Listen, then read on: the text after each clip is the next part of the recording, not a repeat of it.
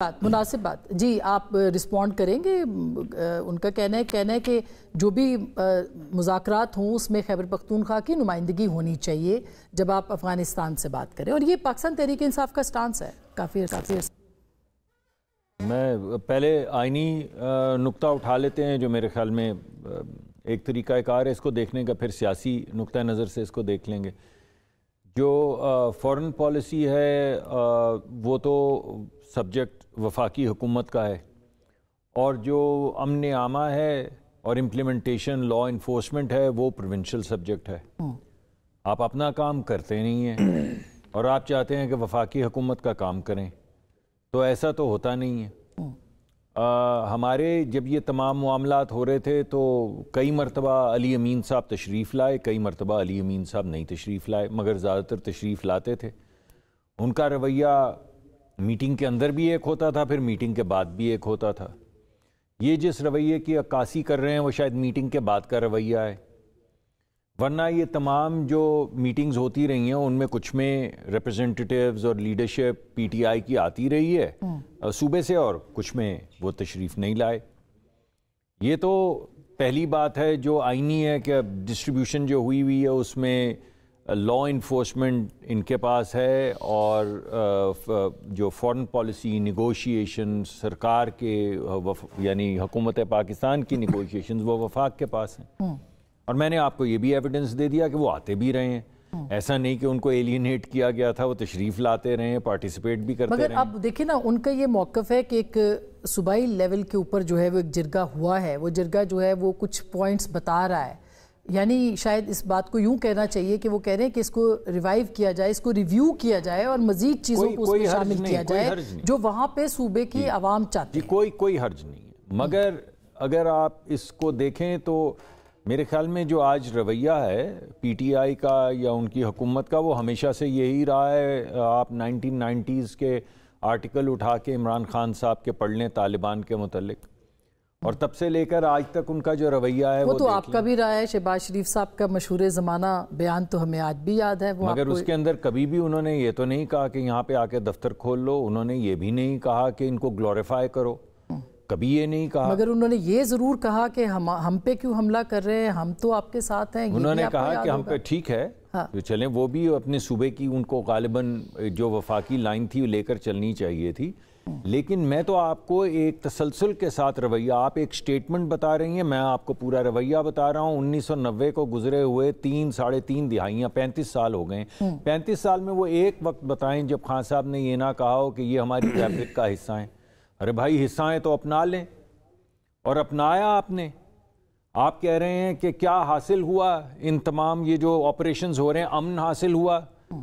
رد الفساد کے بعد اور ضرب عضب کے بعد 3 سال تک امن رہا. پھر آپ کی حکومت آئی, آپ نے دوبارہ سے وہی راگ الاپا کہ نہیں یہ ہمارے بھائی ہیں, ہماری سوشل فیبرک کا حصہ ہیں, ان کو واپس لے کر آؤ, ان کو آباد کر لو. تو کر لیا آباد, اب وہ آپ کو برباد کر رہے ہیں. ہر دفعہ یہی ہوتا ہے, ہر مرتبہ یہی ہوتا ہے. تو چلیں, اگر آپ اتنے مصر ہیں برباد ہو جانے پہ, چاہے وہ صرف ایڈیولوجیکل ہو, تو کر لیں, ایک دفعہ کر کے دیکھ لیں. دیکھیں ان کا تو نقطہ نظر بڑا سیدھا ہے. وہ آپ کو صرف یہ نہیں کہہ رہے کہ ہم آپ کے جوان شہید کریں گے, وہ تو ان سے حصہ مانگتے بھی ہیں, یہ حصہ دیتے بھی رہے ہیں ٹھیکوں میں. وہ تو وہاں پہ چوکیوں میں پولیس چلی جاتی ہے, وہ آ جاتے ہیں. بات یہ ہے کہ اگر لیکن مصدق صاحب کیا حرج ہے اگر وہاں پہ ایک حکومت موجود ہے جو کہ عوام کی نمائندہ حکومت ہے. میڈم جس دن ہم نے کہا تھا, آپ کے پروگرام میں ہی آ کے کہا تھا کہ ہم انٹیلیجنس بیسڈ آپریشن شروع کرنے لگے ہیں, تو انہوں نے اس کو اپوز کیا. ہم نے ان سے بولا اچھا آپریشن نہیں کرنا, انہوں نے کہا نہیں کرنا. ہم نے کہا کیا کرنا ہے, تو ادھر ادھر دیکھنا شروع ہو گئے.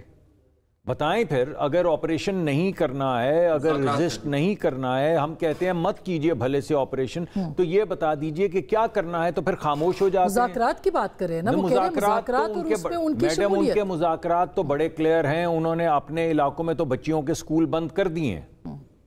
انہوں نے تو جو وہاں پہ ان کے جو ایک انداز ہے جس کو وہ اپنا وہ جو بھی وہ نام دیتے ہیں, میں تو اس کو شریعہ نہیں سمجھتا, لیکن وہ سمجھتے ہیں, وہ کہتے ہیں ہم یہی نافذ کریں گے. انہوں نے باقاعدہ اعلان کر کے یہ بھی بتا دیا کہ کہاں کہاں نافذ کریں گے پاکستان کے اندر, اور اس میں کیا کیا کریں گے. ارے بھائی کر لیں مذاکرات, اگر آپ کے لیے وہ تمام طریقہ کار جو ان کا ہے وہ قابل قبول ہے اپنی بچیوں کے لیے، اپنی بہنوں کے لیے، تو آپ مذاکرات بھلے سے کر لیں، مگر اس کے بعد پھر آپ یہ نہیں کر سکتے کہ پھر آپ ہمیں پروگرام میں بلا کے کہیں کہ آپ نے یہ خیبر پختونخوا کی حکومت کو کیا کرنے دیا، یہ بچیوں کے اسکول کیسے بند ہو گئے ہیں، یہ آپ کیا کر رہے ہیں؟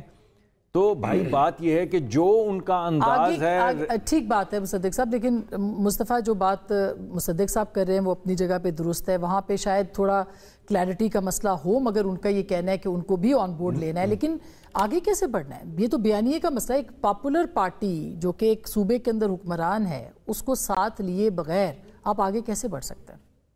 اور خاص کر کے دہشت گردی کے اوپر تو کنفیوژن ہے یا پھیلایا جا رہا ہے؟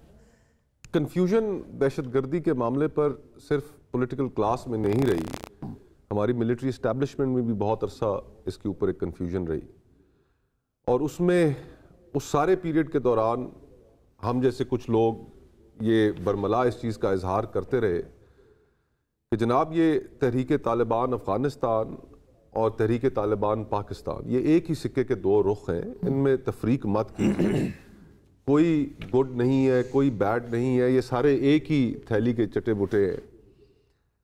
اور بڑی ناگواری سے یہ باتیں سنی جاتی تھی، ان پر برہمی کا بھی اظہار کیا جاتا تھا، غداری کے فتوے بھی لگائے جاتے تھے، لیکن پھر وقت نے ثابت کیا کہ جو لوگ بڑے محدود تھے، وہ لوگ جو یہ گفتگو کر رہے تھے، وقت نے انہیں ٹھیک ثابت کیا۔ جب طالبان نے کابل ٹیک اوور کیا تو اس کے تیسرے دن جو جیلوں کے دروازے کھلے اور ہزاروں کے حساب سے تحریک طالبان پاکستان کے قیدی وہاں سے رہا ہوئے، ان کے اوپر پھولوں کی پتیاں نچھاور کی گئی، تو تب لوگوں کی آنکھیں کھلیں کہ یہ لوگ تو اشرف غنی، کرزئی، ان کی حکومتوں کے اندر قیدی تھے، تو جن کو ہم بڑی چاہ سے لے کر آئے، انہوں نے یہ کیا کر دیا، یہ دروازے ان کے لیے کھول دیے۔ پھر بھی توقع یہ رہی کہ معاملات ٹھیک رہیں گے، قابو میں رہیں گے، پھر ہم نے ان کو واپس لایا، بسایا، ان کے حق میں دلائل دیے کہ یہ اچھے بچے بن کے رہیں گے، اور ظاہر ہے کہ یہ ریاست کی پالیسی تھی۔ صرف یہی نہیں، ہم تو خیر کچھ چیزیں سن کر حیران بھی ہوئے کہ انہیں اگر واپس بسایا جائے گا تو انہیں اسلحہ اٹھا کر چلنے کی اجازت ہوگی، اور طرح طرح کی باتیں۔ اور پھر ہم نے یہ بھی دیکھا کہ جو مقامی آبادیاں تھیں ان میں ایک بہت بڑا ری ایکشن آیا ان کو واپس بسانے کے حوالے سے، لائٹ سوات اور امن پاسون کے نام سے، اور لوگ باہر نکلے۔ اور آپ کو یاد ہوگا وہ سینیٹرز جو ہمارے آپ کے پاس، آپ بھی سینٹ میں تھے، آ کے فریاد کرتے تھے بلوچستان اور کے پی کے کہ ان کو ٹرکوں میں لا کے آباد کیا جا رہا۔ آپ کو یاد ہے وہ تمام جو سینیٹرز تھے؟ تو ایک اور پھر جو پچھلے 3 سال گزرے اس میں یہ حقیقت بھی بڑی تلخ حقیقت ہے کہ ہزاروں کے حساب سے ہمارے